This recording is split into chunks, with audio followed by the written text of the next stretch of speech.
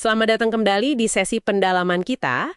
Kali ini kita bakal coba kupas tuntas nih, salah satu manuver bisnis yang, cerdik sekaligus berani banget.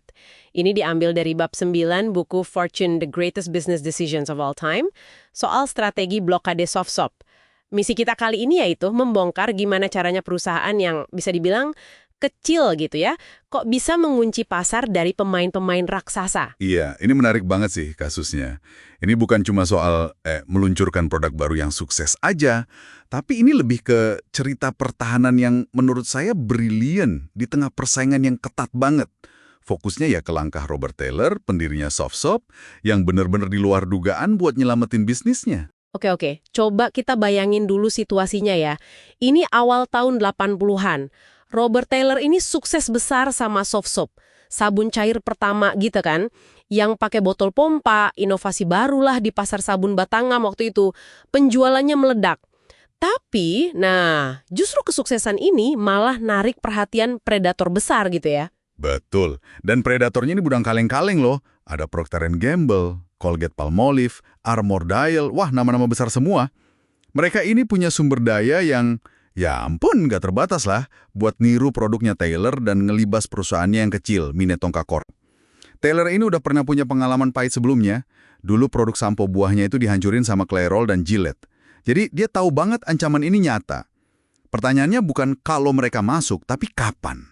Dan gimana cara ngadepinnya? Ya, ini nih bagian yang paling keren menurut saya. Keputusannya itu loh. Bukannya siap-siap perang harga atau jor-joran marketing, Taylor malah ngelakuin sesuatu yang, radikal banget. Dia mutusin buat beli semua pompa plastik yang bisa dia temuin di pasaran. Gila nggak sih? Memborong komponen. Benar-benar pertaruhan besar itu. Dia langsung kontak Chalmar, ini produsen pompa utama waktu itu. Dan pesen 100 juta unit. Coba bayangin, pesanan dia paling gede sebelumnya itu cuma sekitar 5 juta. Ini bukan cuma pesanan gede biasa. Ini langkah strategis buat ngunci kapasitas produksi Kalmar. Jadi pesaingnya nanti bakal susah banget dapat komponen vital itu. Pompa itu. Tunggu. Tapi itu kan resikonya gede banget ya secara finansial. Gimana dia bisa siyakin itu? Maksudnya, gimana kalau tiba-tiba permintaan SoftShop turun gitu, padahal dia udah keluar duit banyak buat pompa? Nah, itu dia resiko utamanya. Pertaruhan finansial yang, luar biasa besar. Tapi Taylor ngelihat permintaan SoftShop ini lagi naik gila-gilaan. Dia bertaruh pada momentum itu. Dan ini contoh klasik banget dari strategi menguasai bottleneck, titik kritis dalam rantai pasokan. Miriplah kayak dulu Rockefeller ngontrol cincin buat baril minyak, atau Apple ngamanin pasokan memori flash buat iPod mereka. Taylor jeli banget ngelihat satu elemen krusial, yaitu pompa. Dan dia kuasai itu secara agresif sebelum orang lain sadar pentingnya pompa itu. Kuncinya di timing sama keyakinan dia sama produknya. Oke. Terus hasilnya di mana? Berhasil nggak strategi nekat ini? Wah, lebih dari berhasil. Para raksasa industri itu benar-benar jadi terhambat langkahnya.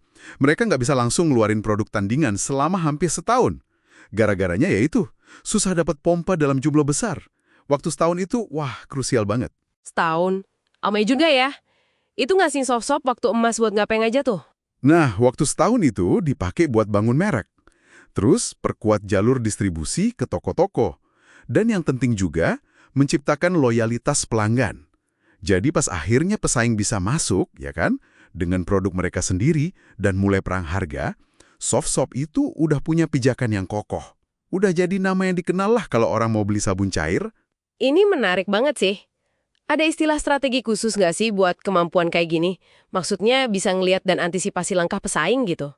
Ada, salah satunya disebut allocentrism. Gampangnya, kemampuan buat mikir dari sudut pandang pesaing. Jadi kita coba pahami tujuan mereka apa, langkah mereka kira-kira gimana. Taylor ini nggak cuma fokus sama produknya sendiri. Dia juga sadar banget sama dinamika persaingan di sekitarnya.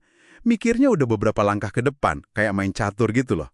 Keputusan beli pompa itu, ya meskipun risikonya gede banget, tapi ngasih dia ruang bernapas yang strategis, itu nilainya tak terhingga. Jadi, pelajaran pentingnya apa nih buat kita semua, terutama buat Anda yang lagi belajar atau tertarik sama strategi bisnis? Ini kayaknya bukan cuma soal punya produk bagus atau berani ambil resiko aja ya? Tepat sekali, ini kombinasi dari beberapa hal penting. Jelas, inovasi produk itu penting.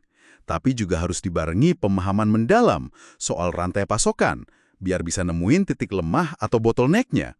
Terus, keberanian finansial buat bertindak tegas. Dan yang mungkin paling penting, foresight. Pandangan jauh ke depan, buat antisipasi ancaman sebelum benar-benar kejadian. Ini soal ngelihat medan perang bisnis secara keseluruhan, bukan cuma produk kita doang. Wah, penguasaan arena persaingan ya, bukan cuma produk. Pelajaran yang kuat banget nih dari sebotol sabun cair. Iya, dan kisah soft soap ini sebenarnya ninggalin satu pertanyaan menarik buat kita renungkan bersama ya.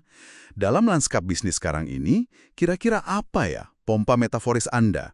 Titik kritis apa di industri Anda yang mungkin kalau dikuasai bisa ngasih keunggulan strategis yang nggak terduga? Dan seberapa besar Anda berani bertaruh buat ngamanin pompa itu? Pertanyaan yang bikin mikir nih.